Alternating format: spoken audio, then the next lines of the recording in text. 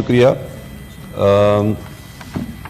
اس budget کے موقع پہ کئی دوستوں نے کافی اچھی تجاویز دی. میں سب سے پہلے تو یہ جو ایران پہ اسرائیل نے اٹیک کیا ہے میں اس کی سخت لفظوں میں مذمت کرتا ہوں. اور یہ جو نیتنیاہو ہے اس کا تقریباً یہ کوئی 30 سالہ یہ پروجیکٹ تھا. اور جیسے کہ دوستوں نے بتایا کہ اس نے اور یہ چیزیں ثابت ہوئی ہیں. آپ نے ایک وہ جنرل جو امریکن جنرل ہے ویزلی کلارک وہ کہتا ہے کہ میں نے ایک میمو میرے پاس آیا تھا جس میں اس میں یہ لکھا ہوا تھا کہ نیتنیاہو کی ریکمنڈیشن تھی کہ 7 ممالک تھے جس میں Syria, Iraq, Iran, Somalia, Sudan اور ایک کوئی اور ملک تھا. اور ان پہ انہوں نے کہا تھا کہ اگلے 10 سالوں میں ہم لوگوں نے اس پہ اٹیک کرانا ہے. اور ایونچولی سارے ملکوں میں اٹیک ہوا. اور جہاں جہاں انہوں نے امریکن نے جو مداخلت کی وہاں آپ دیکھیں تو وہاں سارے حالات اتنے خراب ہو گئے ہیں. وہاں کے انٹرنل رفٹ ہیں، بالکل کیوس ہو گیا ہے. عراق میں بھی آپ نے دیکھا کہ اس میں یہ وہیں سے جو القاعدہ وہاں سے بنی.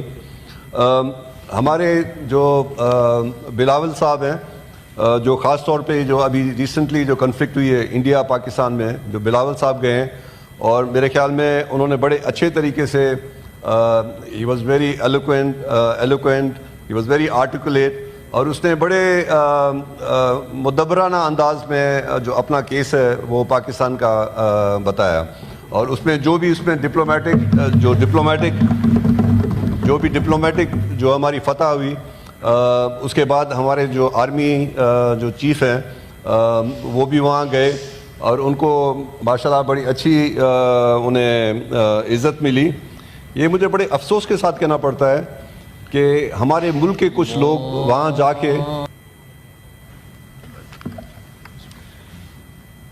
اور جناب چیئرمین صاحب مجھے بڑے افسوس کے ساتھ کہنا پڑتا ہے کہ ہمارے ملک کے جو سربراہ ہیں ان کو امریکن پریزیڈنٹ نے انوائٹ کیا اور اس میں ہمارے ملک کے کچھ ایسے لوگ ہیں جو انہوں نے اتنی گندی مہم چلائی اور وہاں پہ یعنی ملک کا نام بدنام کرنے کی کوشش کی.